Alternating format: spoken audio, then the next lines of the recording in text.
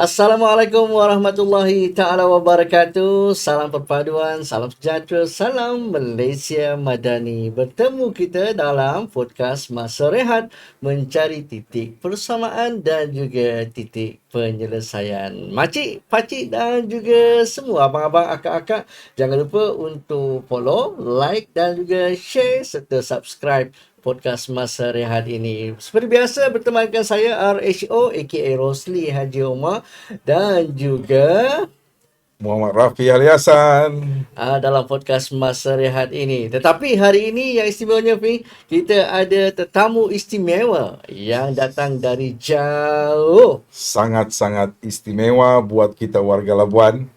Siapa lagi kalau bukan kita perkenalkan orangnya, iaitu yang berbahagia Datuk Muhammad Razlan bin Muhammad Rafi, iaitu yang merupakan setiausaha politik kepada Yang Berhormat Menteri Kemajuan Desa dan Wilayah. Jadi ini dia orangnya, masih handsome. Seperti dulu, lama tak jumpa tapi masih lagi seperti dulu. Nak tahu rahsianya, nanti kita korek sama. Baik, ini satu ketika dulu kita pernah membawakan topik berkenaan dengan Labuan yang mempunyai masalah combo. Combo ni dia combo dengan air dan juga elektrik. Tetapi insya-Allah pada hari ini kita akan dapat mencari jalan penyelesaian, dan kita nak bercakap tentang tangki biru, iaitu tangki yang selama ini diperkatakan oleh masyarakat wilayah Persekutuan Labuan. Katanya ada 1,000 tangki biru yang diagihkan untuk masyarakat Labuan yang terkesan dengan masalah paip air ini. Jadi mungkin Rafi boleh ulas sikit berkenaan perkara ini. Okey, seperti yang kita maklum, di Labuan kita berhadapan dengan dua masalah asas seperti saudara Rosli kata. Tapi alhamdulillah, bajet yang lepas yang telah diumumkan oleh Yang Berhormat Perdana Menteri, dan baru-baru ini Yang Berhormat Perdana Menteri telah datang ke Labuan, telah mengumumkan secara resmi memberi peruntukan 300 juta ringgit pada tahun hadapan untuk menyelesaikan permasalahan air di Labuan. Tetapi sebelum benda ini berlaku, lebih kurang 5 bulan yang lepas, UMNO bahagian Labuan, saya sendiri selaku Ketua UMNO bahagian telah bertemu dengan Yang Amat Berhormat Datuk Seri Ahmad Zaid Hamidi selaku Timbalan Perdana Menteri dan juga Menteri Kemajuan Desa dan Wilayah.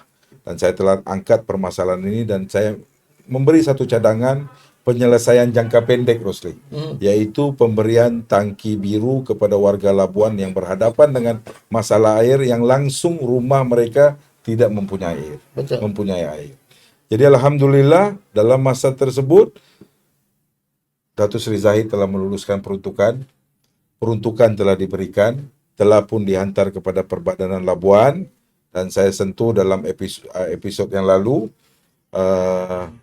pihak Perbadanan Labuan telah memanggil sebut harga, dan alhamdulillah tangki biru telah pun sampai di Labuan. Alhamdulillah. Berita baik untuk masyarakat Labuan khususnya, dan sebab itu kita bawakan tetamu istimewa kita datang dari Kuala Lumpur ni, dari Kementerian Kemajuan Desa dan Wilayah, dan bersama kita ialah setiausaha politik kepada Yang Berhormat Menteri, iaitu Datuk Muhammad Razlan bin Muhammad Rafi, ataupun lebih mesra dipanggil Tok Lan, macam nama artis pula kan.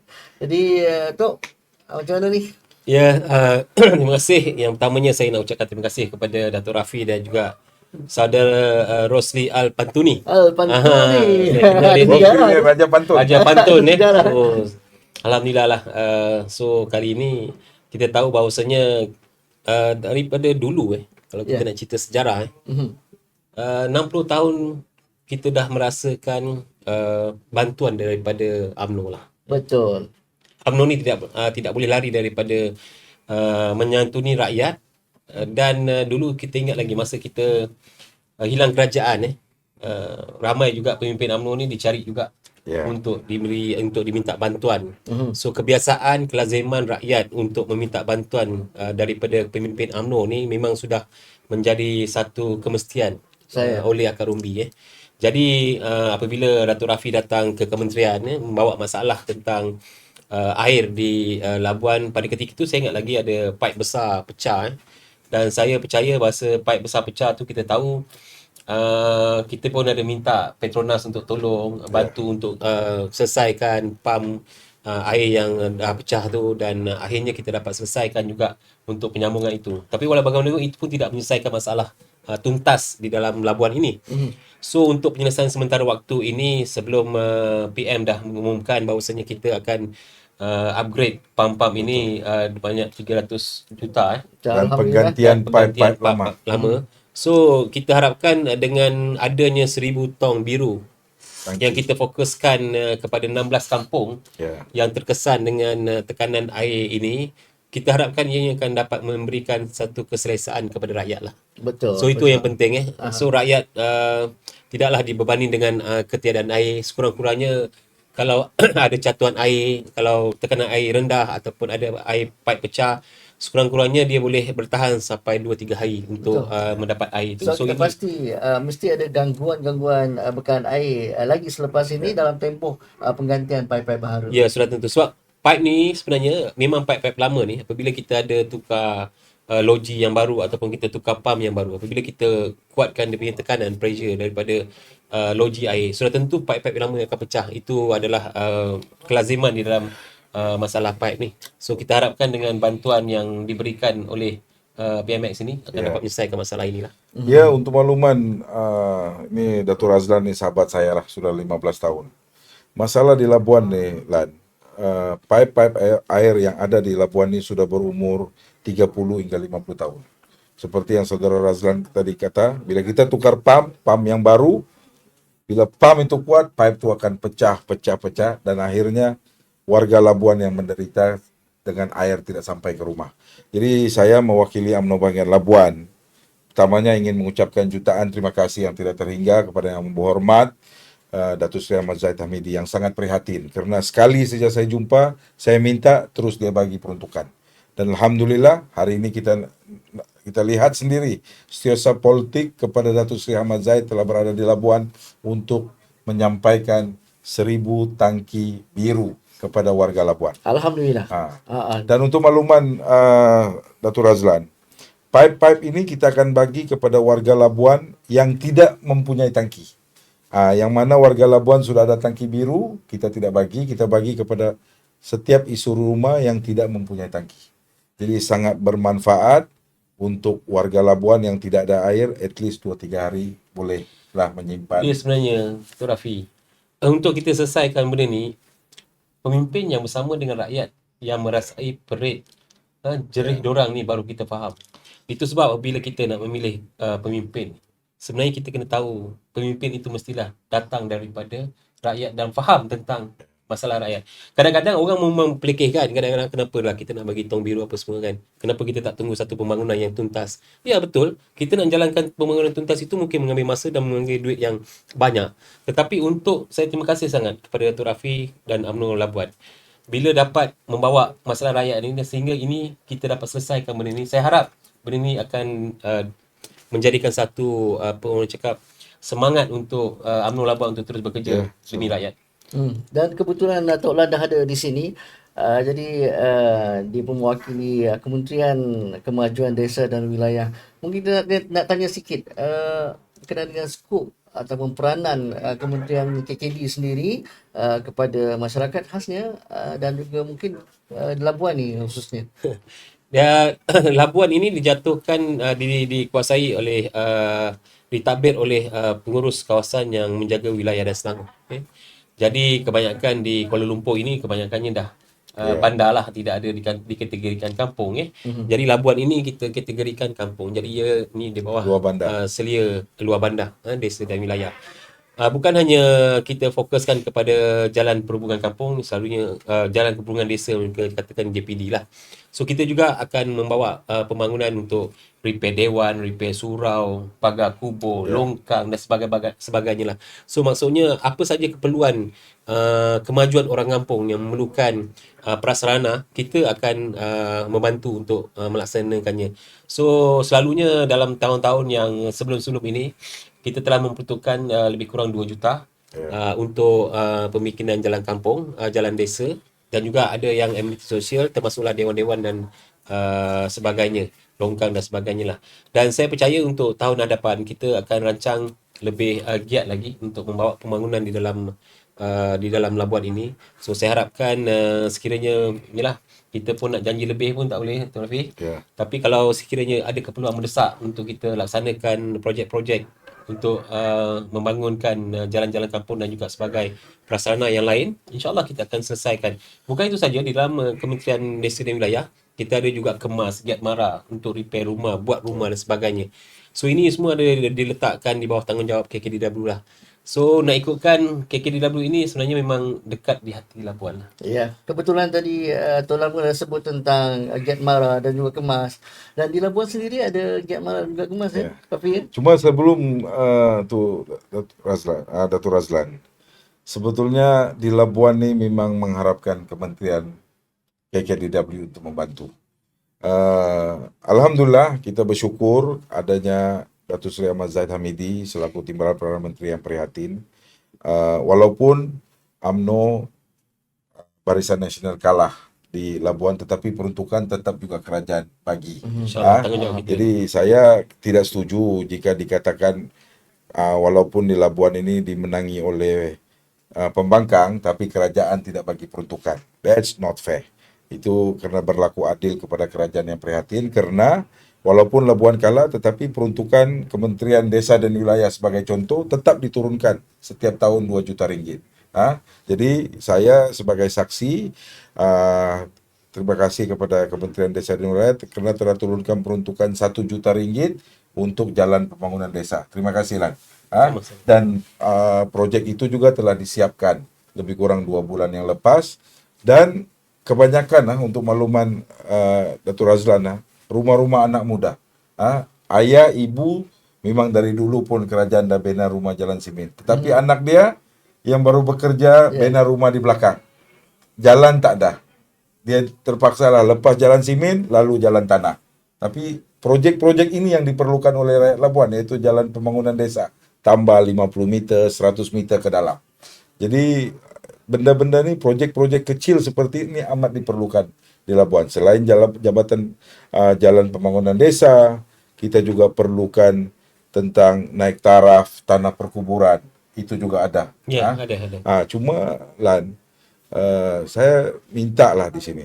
Dulu di Labuan ni kita ada Kementerian Wilayah Persekutuan. Dia ada peruntukan sendiri daripada Kementerian Wilayah yang juga bagi peruntukan untuk bina jalan, kampung, naik taraf surau, naik taraf tanah perkuburan, longkang dan sebagainya. Sekarang Kementerian Wilayah tidak ada.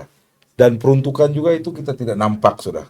Jadi begitu juga dulu ada peruntukan juga daripada ICU, peruntukan daripada KPKT.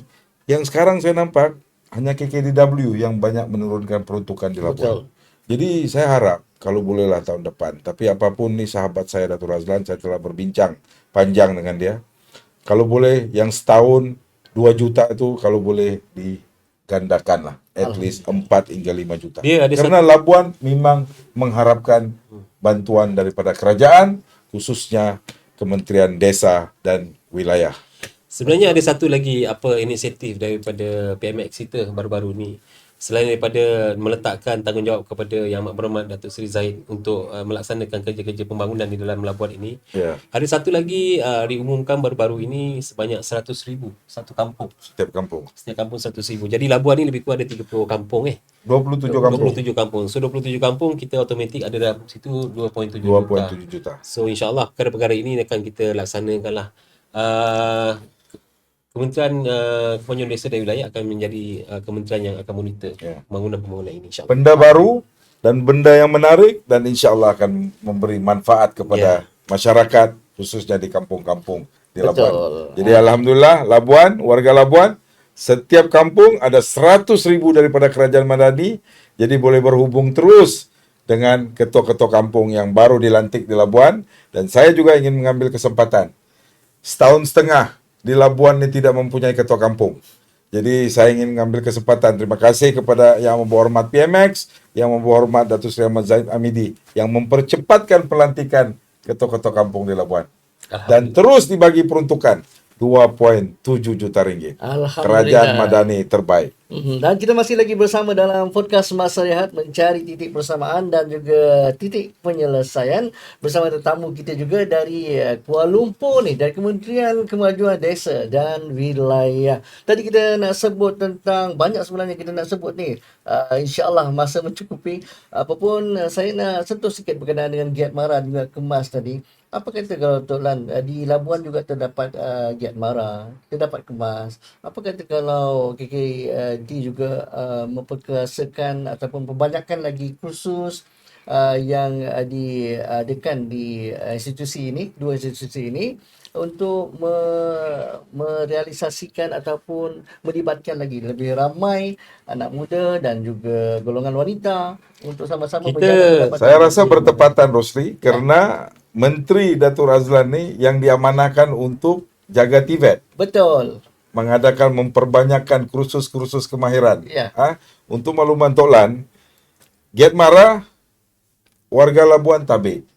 Kerana Giat Mara banyak memberi kursus-kursus dari segi kemahiran kimpalan kepada anak-anak muda Labuan yang hari ini sudah bekerja dalam industri minyak dan gas dan pendapatan ribuan ringgit. Betul. Jadi kalau boleh, sesuai dengan kehadiran Datuk Razlan di Labuan ni, kita minta perbanyakan dan tambah kursus dan kemahiran-kemahiran yang lain selain daripada kimpalan yang diperlukan dalam industri di Labuanan.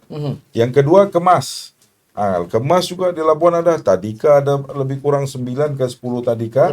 Tapi kita minta juga kemas memperbanyakkan kursus-kursus untuk bagi kemahiran buat kuih-muih kepada wanita-wanita muda di Labuan. At least dorang boleh meningkatkan pendapatan dorang lah. Pagi mungkin dorang kerja, malam dorang boleh buat kuih, besok dorang boleh jual. Ya, sebenarnya memang kita program ni memang program berterusan lah. Pada Giat Mara memang kita fokuskan kepada Labuan ini kimpalan dan yang berkaitan dengan maritim lah. Ya. Dan bukan itu saja, dulunya Giat Mara ini kita gunakan juga untuk agensi yang buat rumah dan juga repair rumah. Betul. Dan saya percaya ini semua adalah perkara-perkara yang kita laksanakan untuk memberikan kepada keselesaan kepada rakyat lah. Ya. Untuk yang kemas ni, sebenarnya kita ada program Quick Win. Kita ada program yang memberikan bukan hanya ilmu, kita juga akan memberikan setiap yang mengikuti program-program kemas ini, kita akan bagi barang juga. Ada barang untuk yang memasak, kita bagi dapur dan sebagainya bernilai lebih kurang RM10,000. Dan ada juga yang barang-barang yang kita berikan untuk mereka menjahit dan sebagainya. Yeah. Dan ini adalah program berterusan untuk membasmi kemiskinan di kampung-kampung. Yeah. Dan saya percaya tahun depan pun kita akan buat benda yang sama dan kita akan meningkatkan lagi kita punya skill-skill. Yang tiba kita ada upskilling punya program. Dan bukan itu saja Dr. Alfi, saya nak bila sentuh kemas ni.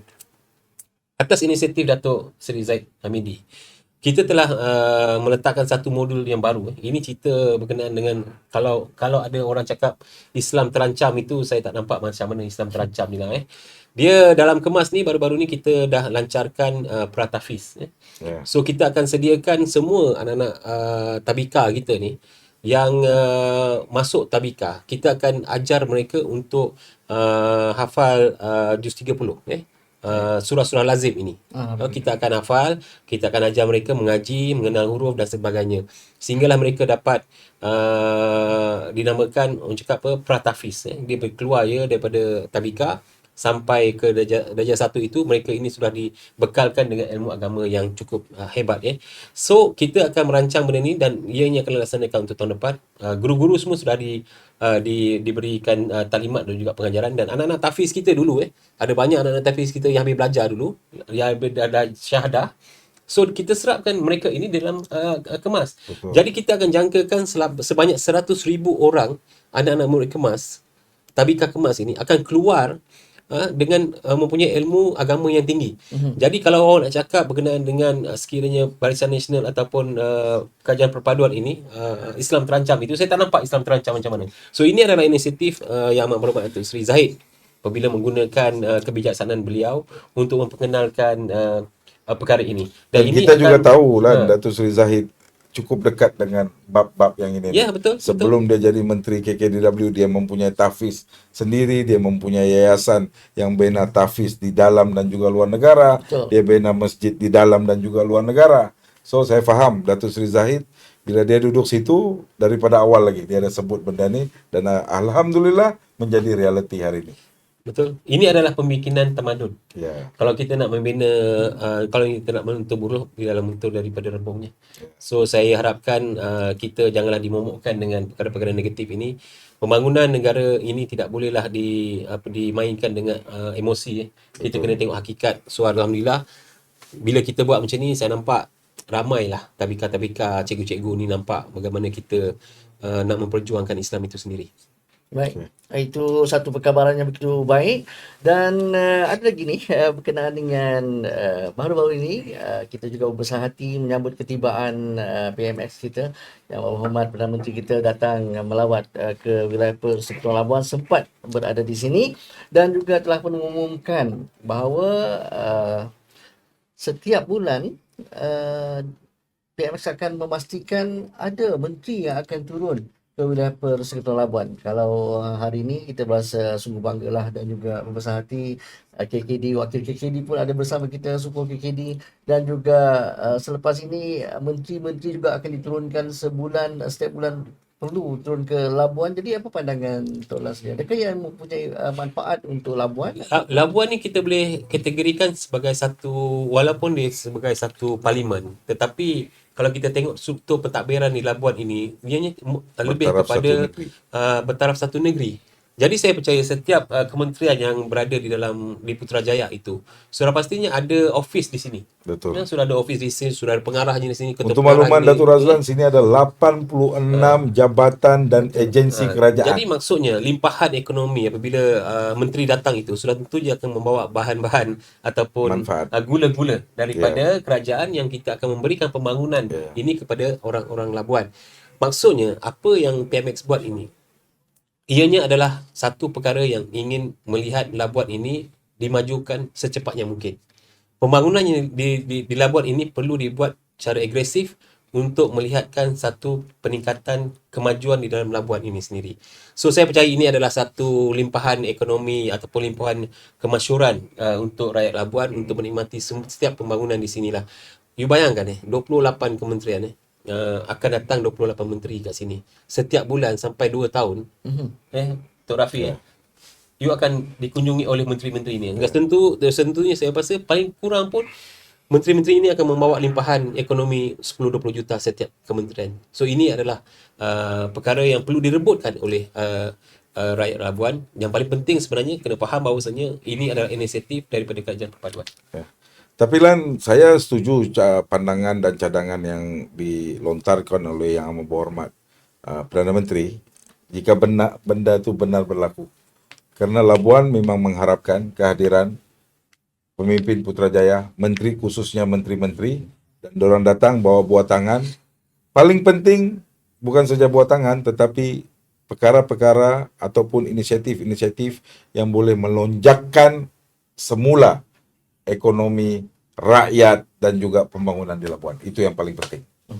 Dan hanya tinggal beberapa hari saja lagi dalam hitungan kita, kita akan masuk ke bulan Februari. Kalau bulan Februari ini adalah sambutan Hari Wilayah. Dan juga kalau sebut wilayah persekutuan Yang ini, ke-40 tahun. yang ke-40 tahun, betul.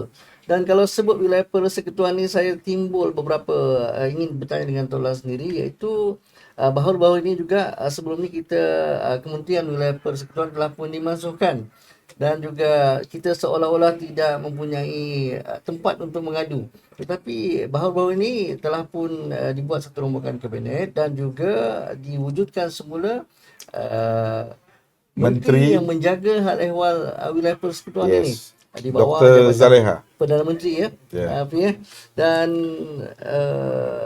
sejauh mana Tolan melihat perkara ini? Saya melihat ini adalah satu pengembangan positif walaupun kita tidak ada kementerian, tetapi kita ada menteri yang menjaga secara fokus wilayah persekutuan, dan menteri yang menjaga ini sudah pastinya mempunyai bajet yang bagi pandangan saya tidak ada limit.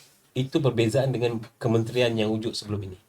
Kementerian diwujud sebelum ini, kementerian ini mungkin bajetnya 300 juta, lebih kurang Kementerian Wilayah tempoh hari lah.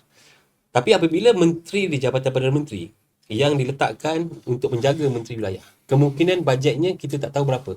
Sebab apabila kita tahu menteri di Jabatan Perdana Menteri ini, selalunya bajet ni adalah Jabatan Perdana Menteri. Bajetnya lebih besar. Tu apa yang kita nak buat sekarang ni? Ialah kemungkinan kita lihat itu ada kekurangan, tapi bagi saya melihat itu adalah satu kelebihan. Kerana rakyat Labuan boleh mohon apa saja yang keperluan mendesak.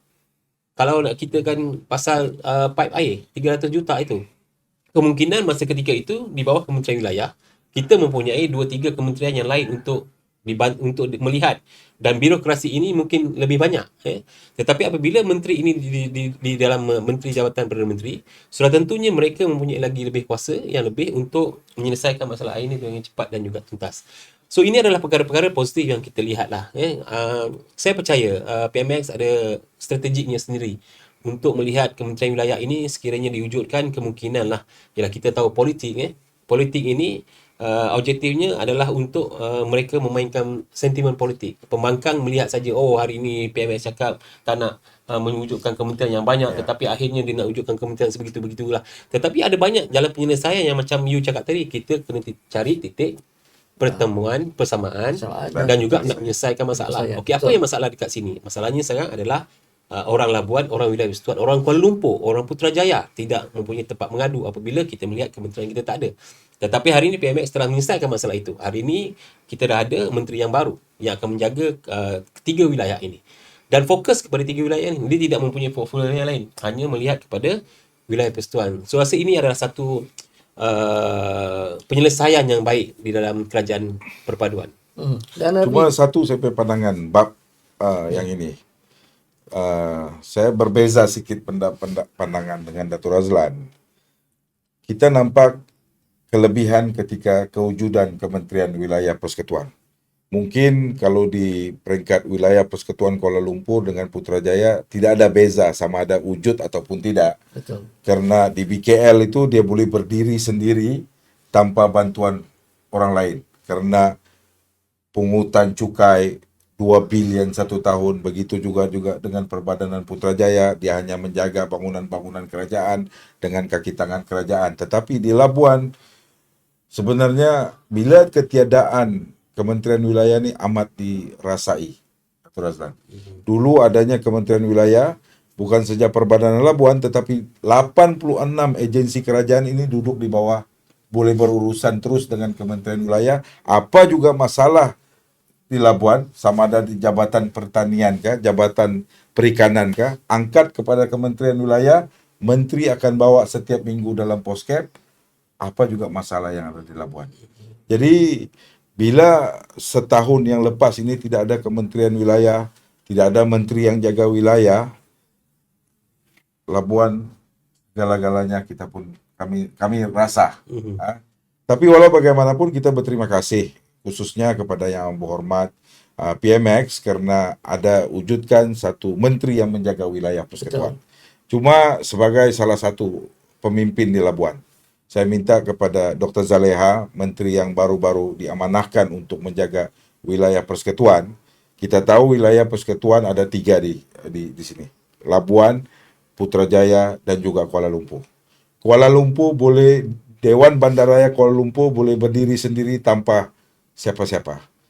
Perbadanan Putrajaya boleh berdiri sendiri tanpa adanya menteri yang jaga wilayah. Tapi Labuan amat-amat memerlukan Dr. Zaleha. Labuan amat memerlukan menteri yang betul-betul tengok permasalahan kami di Labuan, rakyat Labuan, pembangunan Labuan. Jadi banyakkan masa di Labuan daripada Kuala Lumpur dan Putrajaya. Karena kami memerlukan Yang Berhormat Menteri Dr. Zaleha. Datang Labuan, jangan datang 1 malam balik, 2 malam balik. Datang Labuan at least 2-3 malam jumpa dengan semua kumpulan. Pemimpin masyarakat, dewan-dewan perniagaan, ketua-ketua kampung, pemimpin masyarakat. Sebelum buat kerja, sebelum mau tahu apa yang diperlukan, better bertemu dulu dengan semua kumpulan, tahu apa permasalahan, barulah ada jalan penyelesaian. Betul. Saya tengok hari ini, Yang Berhormat Menteri telah buat kenyataan, mau fokus tentang pelancongan, jadi saya ingin mengambil kesempatan. Kalau tidak menyelesaikan beberapa isu dulu di bawah, pelancongan tidak akan ada di Labuan. Satu, tentang isu pulau bebas cukai. ketiadaan pelancong nih setelah 2021 kerajaan tarik balik keistimewaan Labuan sebagai pulau bebas cukai.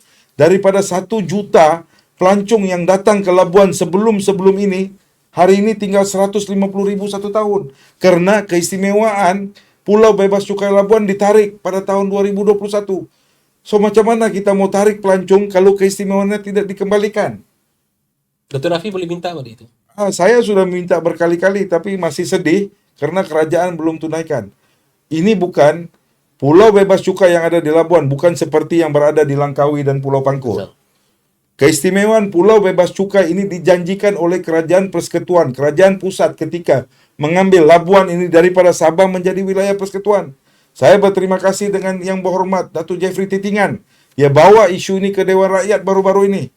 Jadi saya minta kerajaan, khususnya PMX, Kementerian Kewangan, pihak custom, ini janji mesti dikembalikan.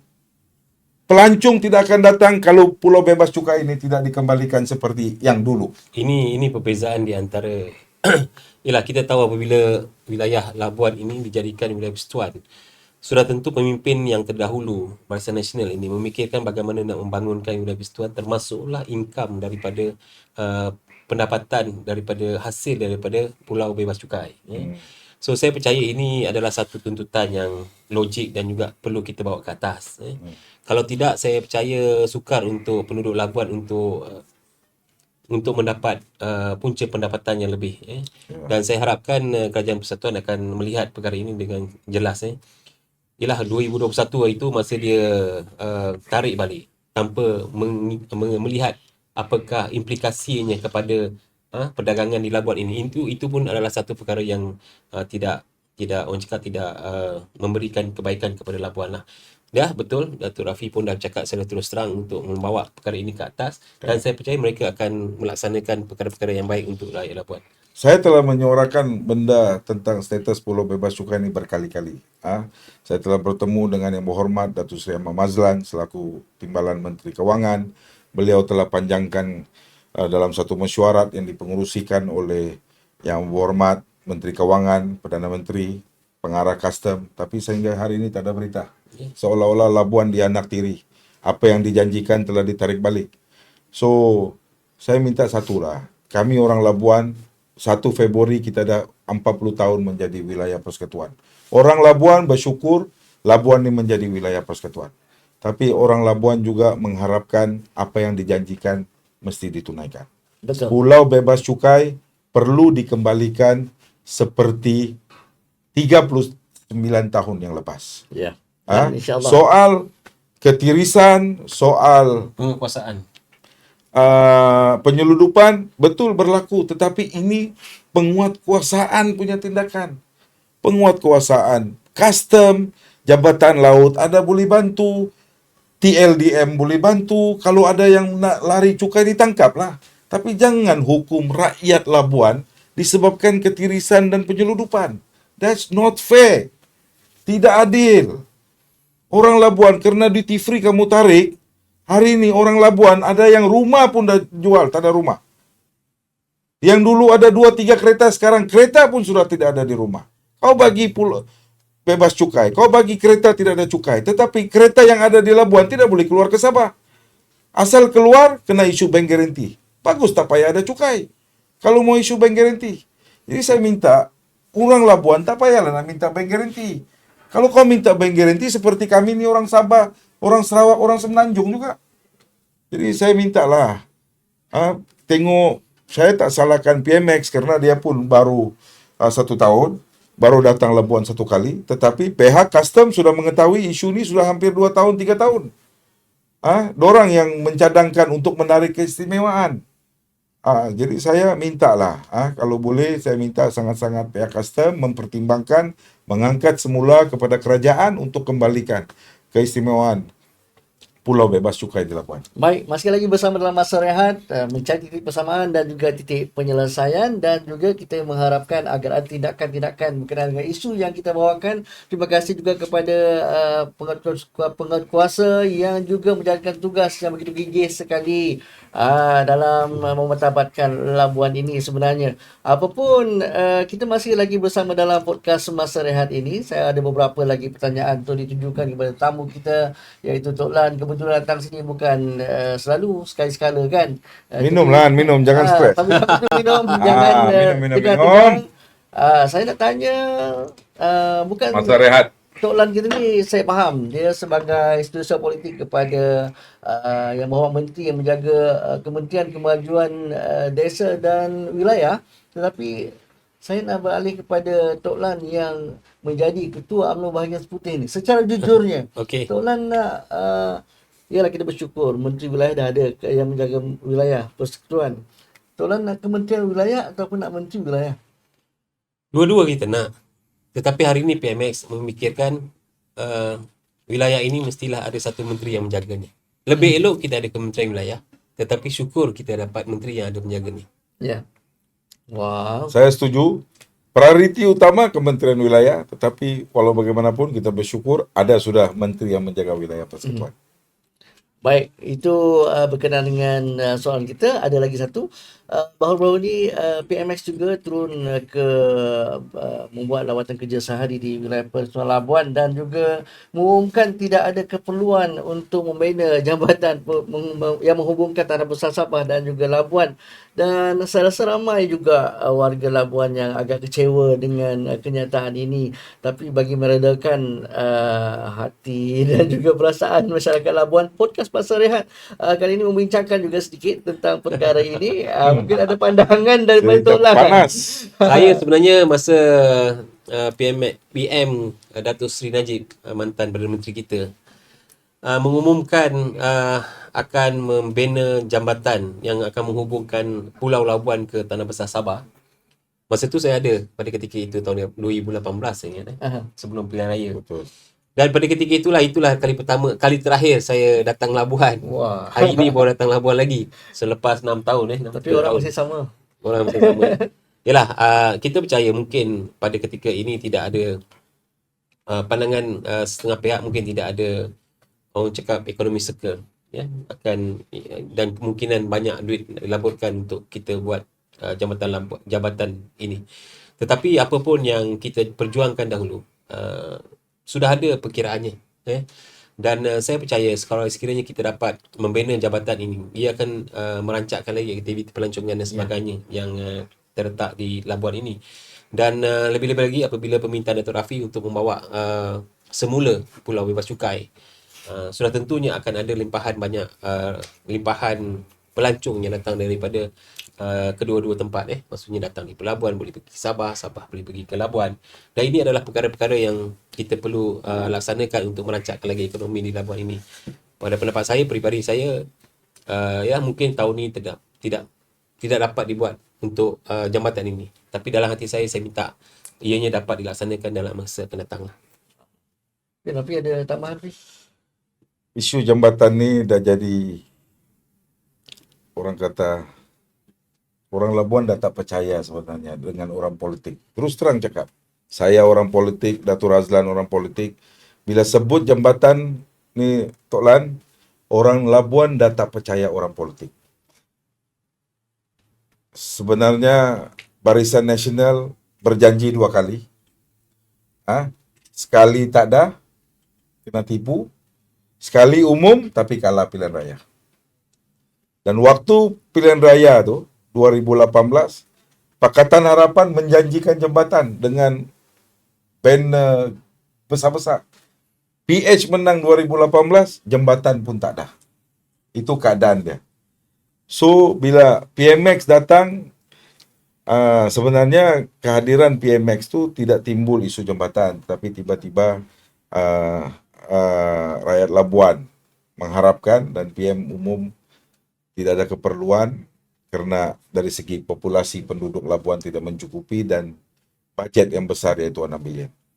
Tapi saya nak cerita sejarah jambatan Labuan lah malam ini. Saya dah terbuku nih, kebetulan Rosli bawa lagi dalam podcast ini, saya ceritalah keadaan dia. Saya tak nak salahkan siapa-siapa, tapi mana pihak yang salah kena akui kesilapan. Cerita Jambatan Labuan ni saya masih ingat pada tahun 2001 ketika era Tun Dr. Mahathir telah membuat satu kajian untuk pembinaan jambatan menghubungkan Labuan dengan Sabah.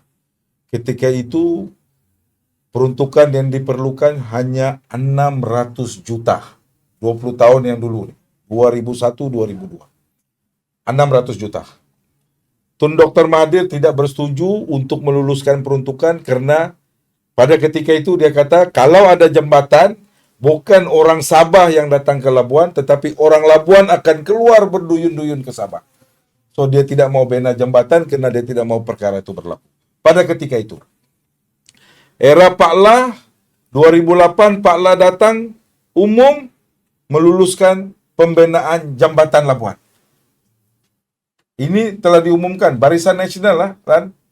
Umum meluluskan peruntukan pembinaan jambatan Labuan. 2009, Timbalan Perdana Menteri Barisan Nasional, Tan Sri Mahyudin Yassin, datang ke dataran Labuan sempena Hari Wilayah, umum jangan tunggu bulan jatuh ke riba. Tidak akan ada pembinaan jambatan Labuan. Barisan Nasional. Saya pemimpin Barisan Nasional, tapi saya terpaksa cakap. Saya memperjuangkan rakyat. Kita berdiri sini, semua kita akan dipersoalkan. Tidak ada jambatan. PN janji, PN tidak tunai pada ketika itu. 2015, Tan Sri Hari Saleh, saya menjadi setiausaha politik ketika itu Menteri Tengku Adnan Tengku Mansur. Tan Sri Hari Saleh bawa satu proposal, satu investor mau bina jambatan secara percuma. Bukan secara percuma lah, not fair, bukan percuma. Bina jambatan tanpa menggunakan duit kerajaan, tetapi dia perlukan tanah 1.000 ekar di Labuan, 2.000 ekar di Menumbuk sebagai timbal balas dari segi investment yang dia buat jambatan ketika itu. Value dia lebih kurang 3 bilion ringgit pada tahun 2015.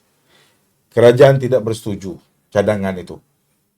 Saya tak tahulah apa sebab kenapa tidak bersetuju. Tetapi pada bulan Februari 2018, Datuk Seri Najib datang Majlis Pecah Tanah Pembinaan Jambatan Labuan. 2018, orang Labuan berduyun-duyun datang ke dataran Labuan. Menerima berita gembira pembinaan Jambatan Labuan, meluluskan peruntukan pembinaan Jambatan Labuan. Tapi nasib tidak menyebelahi rakyat Labuan, Barisan Nasional kalah pada pilihan raya umum yang ke-14. So, itu saya tidak salahkan BN kerana kita kalah pilihan raya. Tetapi ketika itu PH bertanding pada pilihan raya, bina besar-besar pembinaan Jambatan Labuan. PH menang 2018, Tun Dr. Mahathir still tidak buat Jambatan Labuan. So, saya punya pandangan, saya tidak mengharapkanlah, saya tidak mau kita ni terus ditipu. Tetapi saya be realistik malam ini. Saya setuju mungkin dari segi kos tinggi, tapi saya nak minta 3 benda. 3 benda ni kerajaan bagi, Jambatan Labuan akan datang dengan sendirinya, sama ada menggunakan duit peruntukan daripada kerajaan ataupun pihak swasta akan datang. Yang pertama, kembalikan Labuan sebagai pulau bebas cukai. Pelancong akan datang seperti dulu ataupun lebih, 1-2 juta setahun, kerana ada kenikmatan pulau bebas cukai di Labuan. Ini yang pertama. Yang kedua, kembalikan semula Labuan ini sebagai hub minyak dan gas. Seperti dulu. Di Kepulauan Borneo ni, aktiviti minyak dan gas ada di Labuan. Kerana kita pulau bebas cukai, semua syarikat, beratus syarikat minyak dan gas mau beroperasi di Labuan.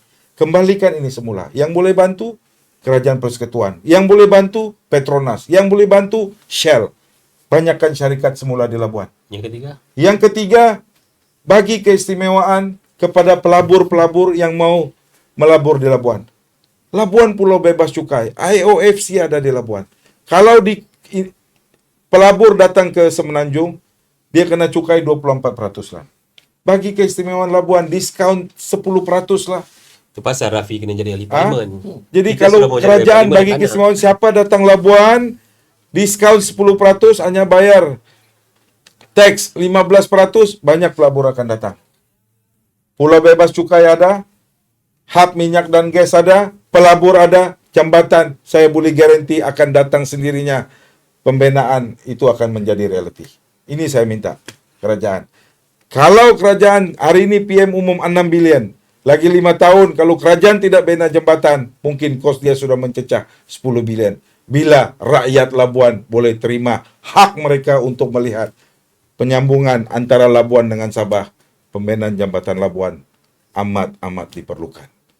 Okey, Rosli. Baik, itu dia penjelasan yang cukup jelas daripada Rafi dan juga Tok Lan sendiri berkenaan dengan Saya minta maaf ada jambatan. agak emosi sikit kerana saya merasai denyut nadi keperluan rakyat Labuan. Alhamdulillah. Jadi tenang. Masih lagi bersama dalam podcast Masa Rehat, mencari titik persamaan dan juga titik penyelesaian. Dan Ada soalan lagi? kalau kita nak soalan lagi, ada satu lagi sebelum terakhirnya. Baru ni ada rombakan kabinet kan. Jadi apa pandangan Tok Lan? Tapi tadi kita dah cerita pasal menteri wilayah yang menjaga, menteri di JPM yang menjaga wilayah lah. Betul, secara keseluruhan. Dan saya rasa rombakan ini adalah satu rombakan yang kena pada masanya untuk melihat kerajaan ini dapat digembling dengan lebih teratur dan juga lebih efisien. Ini mungkin kebijaksanaan yang amat berhormat Perdana Menteri lah. So kita sebagai parti Barisan Nasional ini yang mempunyai 30 seat ni, kita ini cerita politik lah. Kadang-kadang orang duk cerita kenapa lah UMNO ni macam melukut di tepi gantang. Cuma saya nak menyatakan kat sini lah. PKR pun hanya ada menteri dan timbalan menteri baru 14 orang. Di dalam Barisan Nasional kita ada 13 orang, lebih satu je. Betul. DAP pun lebih kurang saya rasa dalam 12 atau 10, lebih kurang macam tu je. Maksudnya pecahan di antara parti itu tidaklah menampakkan Barisan Nasional ini melutut di tepi gantang. Dan saya percaya apa yang keberadaan kita di dalam kerajaan ini kali ini banyak membantu kerajaan di dalam melaksanakan perkara-perkara yang Perdana Menteri nakkan. So rombakan kabinet ini adalah pertukaran portfolio yang dilihat lebih bijaksana untuk meletakkan mereka-mereka yang sepatutnya letakkan tempat itulah. Baik. Sebenarnya banyak soalan untuk kita tanyakan kepada Tok Lan ni. Tapi kita simpan dulu sebab kita nak Tok Lan akan datang lagi dalam podcast Masa Rehat di masa yang akan Kami datang. amat alu-alukan. Cukup Terima sudah. kasih Tok Lan kerana sudi bersamakan dalam Masa Rehat, mencari titik persamaan dan juga titik penyelesaian. InsyaAllah jangan lupa di lain masa dan ketika kita bersama lagi dengan Tok Lan ini. Jadi kita minum-minum dulu, berehat dulu. Nantikan selepas ini. Alright. Mana?